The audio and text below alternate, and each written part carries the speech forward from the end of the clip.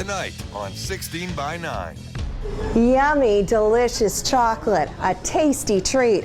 But there's a dark side to the production of chocolate, and the growers don't want you to know about it. There's a lot of child slavery on cocoa farms and just child labor in general. It means we are denying the children that of going to school. BC's gang war, why it's exploded and why so many people are getting trapped inside. It's the amount of gangs that have decided that it's okay at 4 o'clock in the afternoon in a mall parking lot to use high-powered weapons and shoot somebody. I'm Daryl Kaneinenbelt. Should a man be able to use a woman's-only gym? But what if that man is really a woman? She had me fooled, for sure. Women's hair, makeup, nails were done. That's all coming up on 16 by 9. Please don't touch the camera, that's assault. Talk to us about this. I don't need to talk to you. Can you have me? Oh, I'm sorry.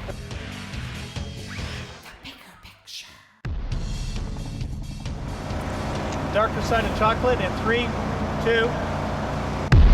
Good evening and welcome to 16 by 9, The Bigger Picture. I'm Carolyn Jarvis. It's the most sacred day in the Christian calendar, and in today's world, a commercial blitz. Easter, a time for the chocolate industry to cash in.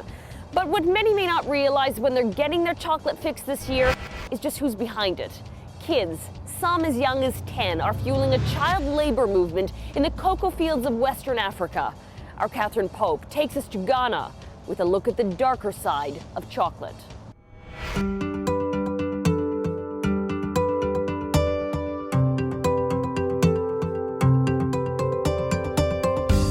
Children in Canada love eating chocolate, but while they indulge in this sweet treat, some children who have never tasted chocolate are forced to work on cocoa bean farms in West Africa. It's very sweet.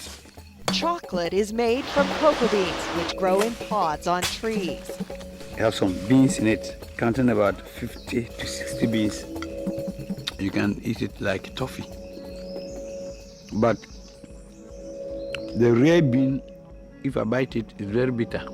Cocoa beans are Ghana's biggest cash crop, but it's a bittersweet harvest because of the common use of child labor. Ghana's Gold Coast, as it used to be known, was once the center of West Africa's slave trade. In some ways, the practice continues.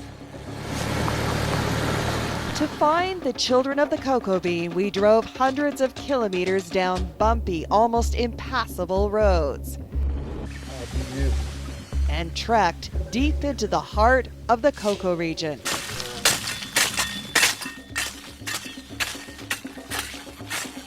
This teenager says he's been toiling at this every day since he was 13.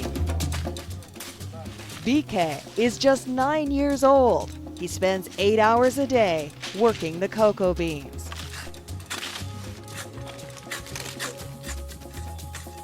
The use of child labor and the trafficking of children to work on the cocoa bean farms is a problem the government is struggling to deal with.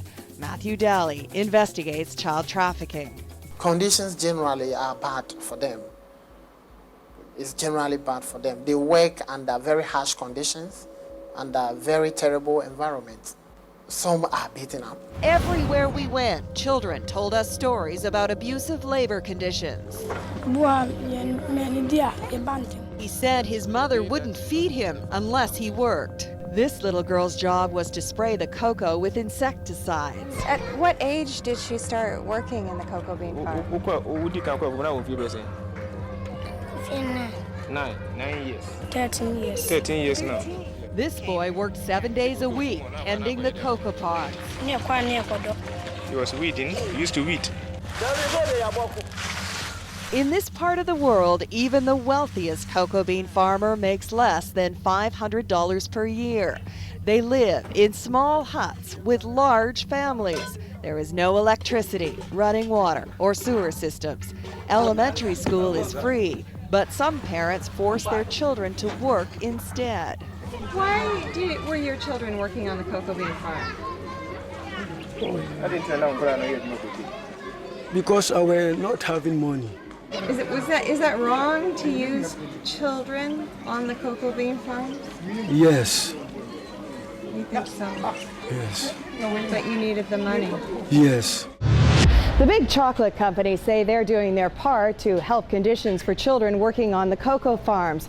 But only one, Cadbury, has promised to use fair trade cocoa in one of its candy bars. And none were available for an on-camera interview with 16 by 9.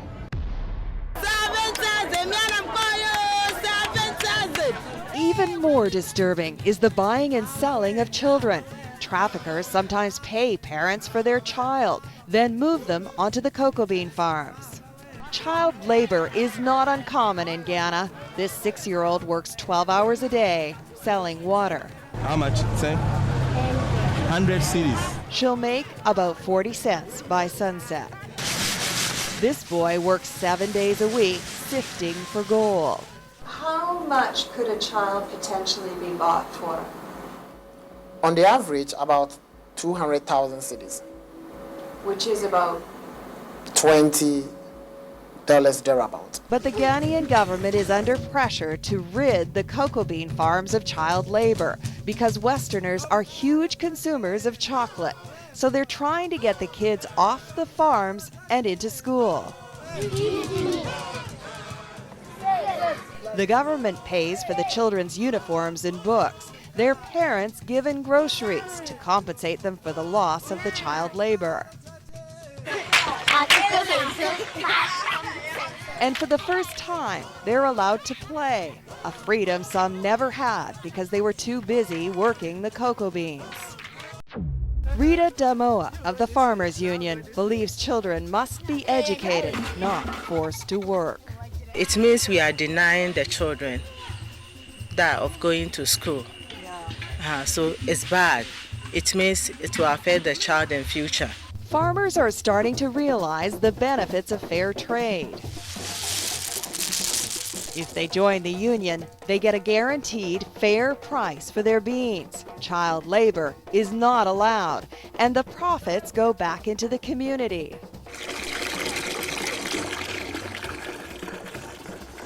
Fair trade beans paid for this water pump, providing clean, fresh drinking water for everyone, a luxury this village has never been able to afford. And other equipment, like this small corn mill, have been purchased with the profits from fair trade, so people are getting better nutrition.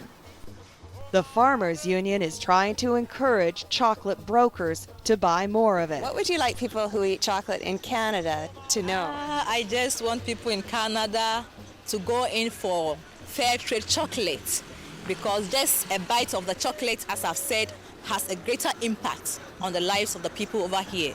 So they should go in for the fair trade produce, and that will help us a lot. In Canada, fair trade chocolate is regulated by Transfair. Michael Zelmer says buying fair trade makes a huge difference.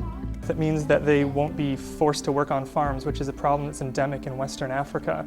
There's a lot of child slavery on cocoa farms and just child labor in general. And so with the fair trade certification standards, you're not allowed to have, well, certainly there's no forced labor, and then labor of children under 15 years of age is also controlled. Essentially, it's that it cannot prevent them from going to school, it can't do anything that will affect their life chances. It's also important because it ensures that their families get paid a decent price for their labor. And fair trade certified cocoa comes entirely from democratically run cooperatives of small-scale producers. That will triple the amount of fair trade chocolate produced in Ghana. But in a country saddled with crushing poverty, the use of child labor is endemic. And that's a problem Canadian children will never get a taste of. Next on 16 by 9. So jail isn't scary. It's a daycare. You can sit there and play PlayStation 2 in your room. You got every single channel for television. If you have a story for 16 by 9, call our tip line